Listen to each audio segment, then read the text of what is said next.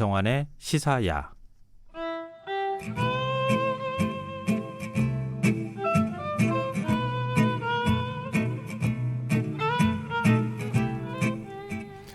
시간이 지나도 식지 않는 인기를 자랑하는 정신분석학자가 있죠.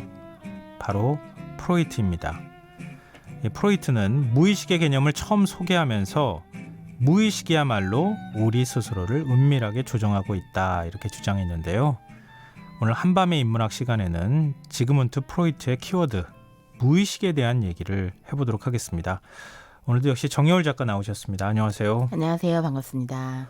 네, 어떻게 무의식이란 키워드를 오늘 준비하셨어요? 예, 조금 고민했어요. 이걸 방송에서 할 수 있을까? 뭔가 좀 구름 잡는 얘기처럼 들릴 수도 있고, 무의식에 대해서 이제 직접적으로 저도 뭔가 방송에서 얘기한 적은 없었거든요. 그런데 생각해 보니까 무의식이라는 것이 우리 삶에서 너무 중요한데 그것을 잘 표현을 안 했던 것 같아요.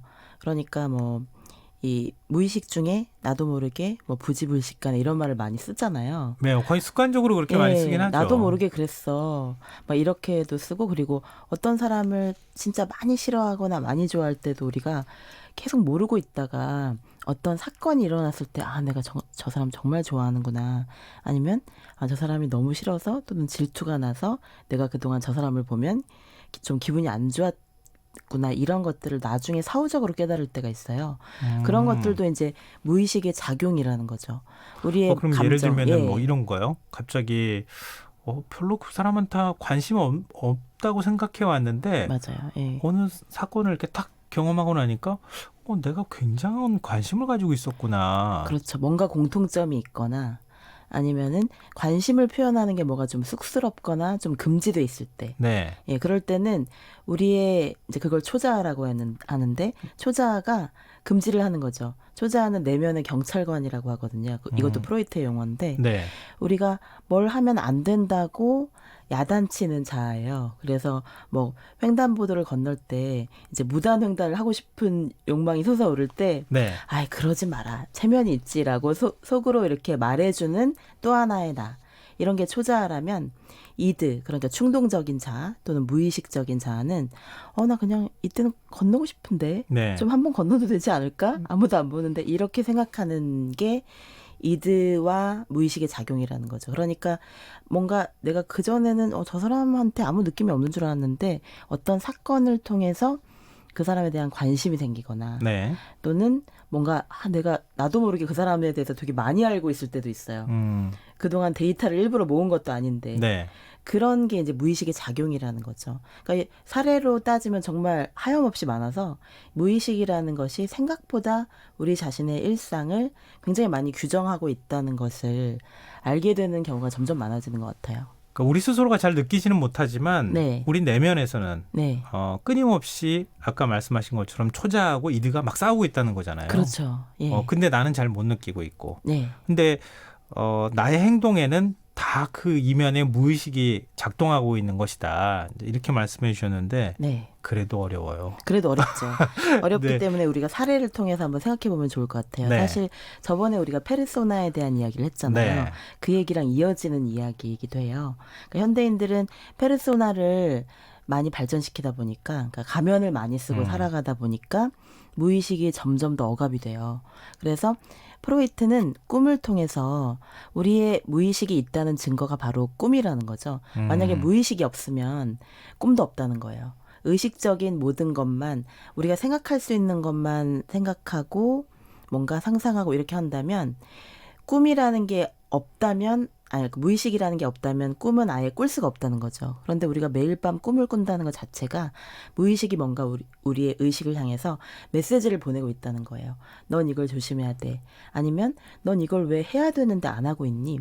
그리고 네가 진정으로 원하는 것은 예를 들어서 그림을 그리는 것인데 왜 그림은 안 그리고 뭔가 공무원 시험 준비만 하고 있니? 이런 식으로 꿈속에서 뭔가 메시지를 보내는 것이 무의식의 중요한 역할이라는 거죠. 우리가 뭔가 빠뜨리고 있는 것들, 그리고 일상의 여러 억압이나 방어 때문에 짓눌려져 있는 것들이 무의식을 통해서, 그리고 특히 꿈을 통해서 발현되고 우리는 꿈의 메시지에 주의를 기울여야 된다고 최초로 아주 적극적으로 적응했던 주장했던 책도 꿈의 해석이라는 네. 아주 혁명적인 책이었죠. 근데 우리는 이제 보통 꿈 꾸잖아요. 많이 거의 매일 꾸다시피 하는 건데 잘 모르니까. 해석이 안 되는 거죠.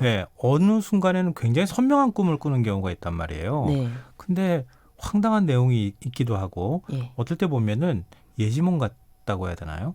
앞으로 일어날 일을 나중에 보니까 그때 내가 꿈꿨더니 이거였어. 이렇게 생각하는 것도 있단 말이에요. 근데 그거는 나의 무의식이라기보다는 누군가에 의해서 아예 나의 또 다른 초자가 나에게 예지 같은 걸, 계시 같은 걸 준 거 아닌가 이렇게 생각하시는 분들도 꽤 있거든요.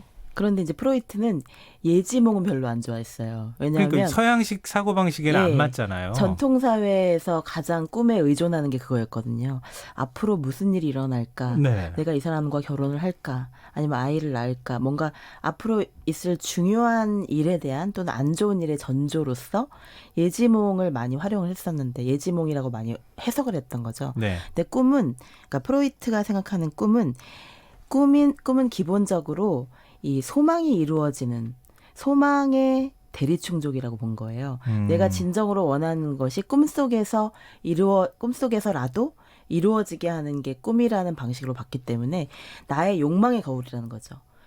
내가 무엇을 진정으로 원하고 있는지 일상에서는 여러 페르소나나 위장을 통해서 우리가 숨기고 있는데 이 위장을 벗겨내고 내가 진정으로 원하는 게 이게 아니었구나. 내가 어쩔 수 없이 현실적인 억압 때문에 이걸 원하는 걸 표현하지 못했구나라는 것을 깨닫게 만들어주는 그 역할을 가장 중요하다고 봤어요. 그러니까 나라는 사람이 어떤 사람인지를 보여주는 게 꿈의 가장 중요한 역할이라고 봤고, 앞으로 일어날 일의 예지몽 이런 것들은 이제 굉장히 전통적인 비과학적인 해석이라고 프로이트는 생각을 했던 거죠. 그럼 예를 들면요. 같은 직장에 있는 결혼을 안 한 사람들, 남녀가 예를 들어 남자의 경우에 갑자기 직장 동료가 꿈에 나타났어요. 그러면 어떻게 되는 거예요? 어떤 모습으로 나타났느냐가 중요한 거죠. 그러니까 그 꿈속에서 데이트하는 꿈을 꿨다. 데이트하는 꿈을 꿨다. 그런 경우는 사실 데이트하는 꿈을 꿨더라도 여러 가지 해석이 가능한데, 데이트하는 장소가 어디였는지, 뭐 바다를 갔는지 산에 갔는지 이런 것에 따라서도 다 다르고요. 그럼 바다에 가면 어떻게 되는 거예요? 그것도, 그러니까 이 꿈이라는 게 이래요. 프로이트의 꿈의 해석이라는 것이 뭔가 이건 딱 이거야. A는 B를 가리키는 거야. 이렇게 딱 말하기가 어려운 점이 뭐냐면 그 사람의 자유연상과, 그러니까 그 사람의 현실과 많이 비교를 해봐야 돼요. 지금 당신이 결혼을 했습니까? 지금 당신이 연애를 하고 싶습니까? 그리고 지금 당신이 그 가장 좋아한다고 의식적으로 생각하는 사람이 누군지, 이런 것들을 정황상 여러 가지를 분석해 본 다음에 그 다음에 그 꿈을 제대로 분석할 수 있다고 보는 거예요. 그러니까 프로이트는 예를 들어서 예전에도 꿈 사전 같은 게 있었어요. 우리도 막 보면 그 윗니가 빠지면 조상님이나 윗사람이 돌아가시는 전조다, 이런 식으로 꿈을 해석하는 그런 뭐 해석 사전 같은 것들이 있었잖아요. 그런데 태몽 같은 것도 비슷하잖아요. 태몽도 그렇죠. 그런데 그런 것과 프로이트는 좀 결별하고 싶어 했던 거예요. 비과학적인 꿈의 해석과 결별을 하고, 꿈이 어떤 메커니즘을 통해서, 그러니까 억압, 전치 이런 말을 많이 쓰는데, 예를 들면 이런 거예요. 꿈에서 크리스탈로 만든 샹들리에가 막 반짝반짝 거리고 있었다. 그러면은 이거는 진짜 크리스탈을 가리키는 게 아니라는 거죠. 그거는 이 사람의 여러 가지 이제 대화를 해보니까, 이 사람의 직장에 수정이라는 여성이 있는 거예요. 수정이라는 꿈은 이렇게 어떤 상징과 은유를 통해서 말한다는 거죠. 직접적으로 말하는 것이 아니라 수정이라는 여성이 있는데, 꿈속에서 내가 느꼈던 감정, 수정이라는 저 크리스탈 샹들리에가 너무 아름답고 찬란하다라고 생각을 했다면 꿈속에서 그건 내가 좋아하고 있다는 뜻이겠죠. 수정이라는 사람을. 근데 만약에 꿈속에서 그 샹들리에를 보면서 저건 너무 화려해, 저건 너무 허영이야, 이렇게 생각했다면 수정이라는 사람에 대한 나의 질투이거나 아니면 비판적인 생각일 수 있다는 거죠. 그러니까 그 사람이 꿈을 꾸고 있지 않을 때 그 현실적인 생각과 그 사람의 꿈속의 내용을 종합해서 그걸 최대한 과학적으로 분석하려고 했던 게 프로이트의 꿈의 해석이에요. 근데 그런 비유를 하시니까 그냥 막 너무 잘 이해가 되는데요. 혹시 예. 다른 비유가 또 있을 수 있을까요? 여러 가지 이제 사례가 있는데 한 여성의 사례가 프로이트의 환자들 중에서는 여성이 훨씬 많았거든요. 그러니까 여성들이 훨씬 더 꿈이나 자신의 어떤 트라우마나 이런 것에 대해서 솔직하게 말을 더 많이 해줬기 때문인 것 같기도 네. 해요. 여성 환자들이 절대적으로 많았는데 이 여성 환자들의 이야기 중에 이런 게 있었던 거예요. 꿈속에서 그러니까 현실에서는 첫째 조카가 죽었는데 네. 이 언니의 아들이 죽은 거예요. 네. 근데 꿈속에서는 두 번째 조카가 죽은 거예요. 예, 그래서 그 장례식에 너무 많은 사람들이 있고 꿈속에 그 멀쩡하게 살아있는 두 번째 조카가 관 속에 누워있는 느낌이 굉장히 이제 슬픈 느낌으로 네. 예, 이렇게 꿈에 나온 거죠. 그래서 이 사람은 1차적으로는 어떻게 해석했냐면 내가 첫째 조카를 너무 좋아해서 첫째 조카를 둘째 조카보다 너무 많이 좋아해서 차라리 첫째보다는 둘째가 떠나는 게 낫지 않았을까라는 그 자신의 무의식적인 열망이 꿈에 나왔다고 생각을 했던 거예요. 네. 근데 프로이트가 해석을 하기로는 그게 아니었던 거죠. 그게 아니라 여러 가지 이제 대화를 해본 거예요. 이 사람이 무슨 문제가 있는지, 네. 언니와 어떤 관계가 있는지. 근데 알고 보니까 언니가 이 사람의 결혼을 반대했던 거예요. 네. 예, 언니가 여동생의 결혼을 반대했고, 그래서 너무 사랑했던 그 사람과 이제 결혼하지 못하게 된 거죠. 언니 때문에. 그거에 대한 이제 원망이 있어요. 네. 그런데 장례식장에서 막 사람들이 많이 오잖아요. 네. 그러면은 그때 헤어졌던 그 남자를 볼 수 있을 거라는 그 기대감이 꿈속에서 대리 충족됐다고 본 거예요, 프로이트는. 그럼 조카는 어떻게 된 거예요? 그러니까 조카는 핑계였던 거죠. 조카는 아무 의미가 없는 예, 거예요? 그러니까 조카는 아무 의미가 없다기보다는 내가 정말 예전에 어쩔 수 없이 언니 때문에 헤어졌던 그 사람에 대한 그리움을 직접적으로 표현하는 거는 이제 너무 사이가 멀어졌으니까. 네. 그러니까 그걸 직접 내가 그립다고 표현하면 그게 금기인 거죠. 네. 예, 그런데 그 금기를 다른 방식으로 이런 걸 전치라고 하는데 내가 정말로 좋아하는 그 대상을 직접 표현하면 부끄러우니까 네. 또는 사회적으로 용인이 안 되니까 다른 사람으로 다른 형태를 통해서 다른 은유와 상징을 통해서 표현을 한다는 거죠. 그런데 더 깊이 이제 들어가 보면 죽은 것처럼 누워있는 그 조카의 상태가 자신의 상태일 수도 있다는 거예요. 꿈꾼 사람의. 왜냐하면 언니의 반대 때문에 결혼을 못했다는 거는 이 사람이 주체성이 없다는 거잖아요. 네. 그러니까 언니의 반대에 대한 원망도 있지만 사실 자기 자신에 대한 원망이 클 수도 있다는 거죠. 나는 죽은 사람처럼 아무런 언니의 그 주장에 대해서 저항도 못하고 그냥 마비된 것처럼 살아왔구나. 그런 자기 자신에 대한 비판적인 사고가 꿈속에 반영될 수도 있다는 거예요. 어렵네요. 예, 어렵기도 하고 복잡하기도 한데 네. 그런데 깊이 들어갈수록 재밌어요. 왜냐하면 우리의 생각은 직접적으로 표현되기보다는 굉장히 많은 상징과 은유와 아니면 복잡한 위장을 통해서 숨겨져 있을 때가 굉장히 많거든요. 혹시 이런 얘기를 다른 네. 분들한테 강연을 하거나 아니면은 들려주신 적이 있으세요? 오늘 처음이에요. 그럼 예. 만약에 들려주신 적 있으면은 그런 분들이 상담을 나는 이런 꿈을 꿨는데 이걸 어떻게 해석하면 좋을까요?라고 상담을 했을 것 같아서 제가 한번 여쭤봤던 건데. 상담을 제가 융심리학 강의를 많이 하는데 융심리학도 꿈에 관심이 많거든요. 사실 더 많아요, 융심리학이. 근데 융심리학 강의를 하면 융은 프로이트랑 사이가 안 좋았어요. 네, 안 좋았어요. 예, 둘이 이제 결별했잖아요. 그런데 이제 이런 꿈을 많이 얘기하세요.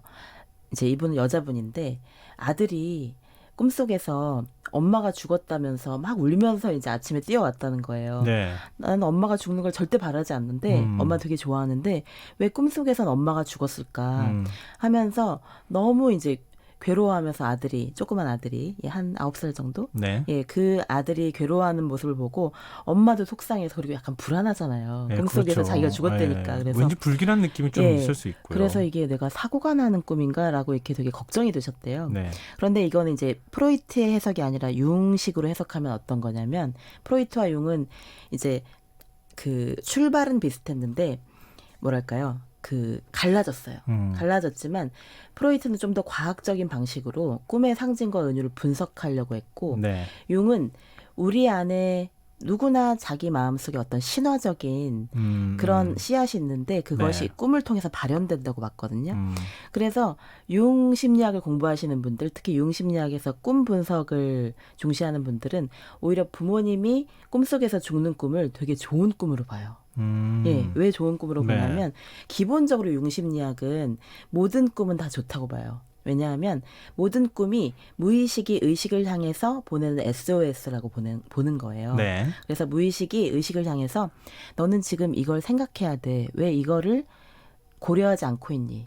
왜 너는 이걸 고민하지 않고 있니? 네가 진정으로 가야 할 길은 이곳이야라고 가르쳐주는 것이 무의식의 가장 중요한 역할이고 모든 꿈은 무의식이 의식을 도와주려는 어떤 행위라는 거죠. 네. 그런데 꿈속에서는 특히 융심리학에서 부모는 자기 자신의 또 다른 모습이에요. 그러니까 내가 극복해야 될 나의 과거의 나거나 또는 내가 이제 넘어서야 할 나의 한계 같은 모습이 부모로 꿈속에서 많이 나온다고 보기 때문에 꿈속에서 부모가 죽은 꿈은 막 때로는 박수를 쳐줄 때도 있어요. 예. 왜냐하면 당신은 이미 뭔가 경지를 뛰어넘었다. 그런 꿈을 꿨다는 건 이게 부모를 뛰어넘고자 하는, 부모의 한계를 뛰어넘고자 하는 당신의 열망이 표현된 거고 부모가 정말 죽기를 바란 건 이건 너무 1차원적인 해석이고 네. 그것보다는 내 안에 부모를 닮은 모습 있잖아요. 네. 예, 부모님 그렇죠. 모습 중에서 내가 좀 바꾸고 싶은 모습. 아 이건 좀 안 닮았으면 좋겠는데 그리고 이번 세대에는 내가 좀 이 상처를 극복하고 싶은데 이런 것들을 넘어서는 상징이 부모님의 죽음으로 꿈속에서 드러난다는 거죠. 좀 달라요. 프로이트와 융의 해석이. 예. 그렇게 비교를 하시니까 네. 어떻게 해석하는 게 좋을까 갑자기 갈등이 생기는데요. 예. 그래서 사실 프로이트는 평가가 좀 엇갈리는 심리학자이기도 하잖아요. 네. 프로이트는 사실 저는 처음에는 프로이트의 첫인상이 되게 안 좋았어요. 왜냐하면 프로이트를 먼저 직접적으로 읽은 것이 아니라 프로이트를 비판하는 책을 먼저 읽은 거예요. 그래요? 예, 네. 그래서 사실 대학교 1학년 때 읽은 많은 책들이 프로이트를 비판하는 책들이 많았어요. 그때 막 사회과학 서점 네. 같은 데서 선배들이 막 책을 사주잖아요. 그러면은 프로이트를 비판하는 내용이 되게 많은데 가장 중요한 이유가 두 가지였어요. 오이디푸스 콤플렉스는 말이 안 된다. 예, 누구나 아버지를 질투하고 엄마를 사랑하고 싶어하는 건 아니다. 그건 너무 과한. 그러니까 자기의 사례를 너무 전 인류로 확대한 해석이라고 보는 거죠. 그러니까 성급한 일반화의 오류라고 보는 것이고 두 번째는 이게 좀 더 중요했는데. 왜 모든 것을 어린 시절의 성적인 상처로 환원하느냐. 예, 프로이트는 다리가 아픈 환자를 봐도 뭔가 몸이 아픈 환자를 봐도 그 사람하고 막 상담을 해가지고 어떻게든 그 어린 시절의 상처를 끄집어내서 네. 당신의 어린 시절의 상처 때문에 지금 여기가 아픈 것이라는 식으로 환원을 했다는 거죠. 근데 그거는 좀 과한 너무나 프로이트를 비판하기 위한 좀 함정인 것 같고 프로이트가 꼭 그런 것만은 아니에요. 그래서 프로이트를 직접 읽어보면 이게 꿈의 해석이 1900년에 나왔거든요. 딱 20세기가 시작할 때. 정말 오래됐군요. 100년이 네. 훨씬 더 지난 거잖아요. 예, 정말 오래됐지만 이 무의식에 대해서 이렇게 정말 직접적으로 이렇게 자세한 이 책이 600페이지가 넘거든요. 이런 책은 인류 역사상 처음이었던 거예요. 꿈에 대해서 이렇게 길게 쓰다니. 근데 그게 단순한 막 감성적인 그런 해몽이 아니라 꿈을 어떻게든 과학적으로 분석하려는 어떤 한 의사의 불굴의 노력이었던 거예요. 그 당시에 그 프로이트가 네. 미국으로 갈 때 맞아요. 예. 미국 사회가 막 들썩들썩했다고 하더라고요. 그럼요. 그 시대 사람들은 엄청난 프로이트 스타였고, 대단한 사람으로 예. 봤다고. 스타였고 그리고 인류의 멘토였죠 거의. 예, 왜냐하면 프로이트가 이제 비판도 많이 받았지만 대부분 이제 질투하는 사람들의 비판이 제일 많았던 것 같고 왜냐하면 이게 너무 획기적인 이론이기 때문에 네, 무의식에 그렇죠. 대해서 무의식이라는 그전에는 존재하지 않았던 영역을 그렇죠. 정말 무주공산의 깃발을 꽂은 거기 때문에 너무나 획기적인 발견이었고 그리고 사람들이 너무 고민이 많았던 거예요. 그러니까 예전에 농촌 사회에서는 고민을 공동체 안에서 해결을 했던 거거든요. 네. 가까운 사람한테 얘기를 했는데 이제 산업화 사회가 되면서 자본주의 사회가 점점 되어가면서 이게 어떤 경계에서 나온 거죠. 예, 산업화와 자본주의 사회의 그 태동기에 이 무의식에 대한 이론이 같이 나왔어요. 그러니까 사람들의 어떤 절대적인 소외감, 도시 생활에서 느끼는 엄청난 외로움. 나는 도대체 고민과 이 우울증을 어떻게 해결해야 되지? 우울증도 산업화 이후에 많이 나타나는 질병이거든요. 그렇죠. 이런 것들에 대한 해답을 너무나 갈구하고 있었는데 프로이트의 환자들은 실제로 많이 나았던 거예요. 실제로 프로이트하고 상담하고 난 다음에 굉장히 그 정신적인 질병이나 아니면은 뭐 우울증부터 시작해서 굉장히 많은 것들이 좋아졌어요. 정신 건강이. 해결이 많이 된 환자들이 많았고 그런 그 소문을 듣고 유명해진 거죠. 프로이트가 물론 훌륭한 논문도 많이 발표를 했지만 프로이트의 그 편지 왕래만으로도 좋아진 사람이 있고요. 또 프로이트의 이제 상담소에 가서 병원에 가서 직접적으로 상담을 한 사람들은 굉장히 효과를 많이 봤어요. 그런 것들이 그리고 이제 그런 것들이 계속 책으로 나오잖아요. 일단 그 책이 너무 재밌었던 거죠. 프로이트가 글을 정말 잘 썼고 이 사람은 소설을 써도 잘 썼겠다 싶을 정도로 너무 막 박진감 넘치게 사람들의 고민을 해결해주고 그리고 정말로 고통받는 사람들에 대한 연민이 굉장히 컸어요. 그런 것들이 프로이트에 대해서 굉장히 지금도 매력을 느낄 수밖에 없는 지점인 것 같아요. 고통받는 인류를 어떤 방식으로든 치유해야 된다는 그 믿음과 사명감이 프로이트를 이제 그렇게 많은 정신분석에 대한 책을 쓰게 만든 굉장히 중요한 동력이었죠. 막 자본주의가 그리고 산업화가 막 급속도로 진행되는 상황에서 많은 사람들이 이제 정신적인 상실감이나 상처를 많이 받았는데 프로이트가 무의식이라고 하는 이론을 딱 들고 나오면서 그동안에 몰랐던 나를 막 딱 발견하기 시작하고 해석할 수 있게 된 그게 인류의 역사에서 굉장히 큰 의미가 있지 않을까 그런 생각이 좀 드는데요. 사람들이 차마 말하지 못한 것들을 말로 해서 그러니까 언어 치료인 거죠. 일종의.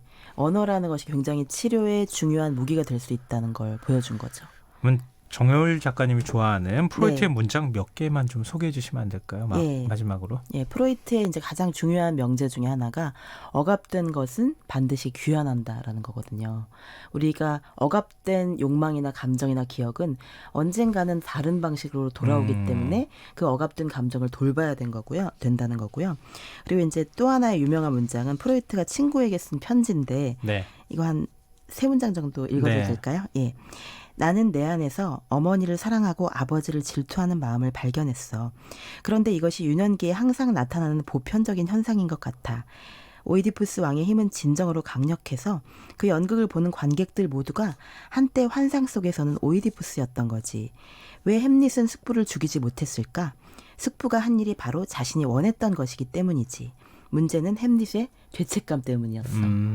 이런 문장을 보면 어떻게 이렇게 솔직하게 이야기할 수 있지 하는 그 오이디푸스 컴플렉스의 탄생 과정이기도 하고 또 프로이트가 자신의 문제를 곧 인류 전체의 문제로 확대하는 방식이기도 한 것 같아요. 네. 무의식의 얘기 정말 흥미로웠습니다. 오늘 한밤의 인문학 정여울 작가와 함께했습니다. 고맙습니다. 감사합니다. 오늘 모바일 상품권 당첨자는 홈페이지 공지사항에서 확인하실 수 있도록 올려두겠습니다. 김성환의 시사야 여기서 마무리하겠습니다. 고맙습니다.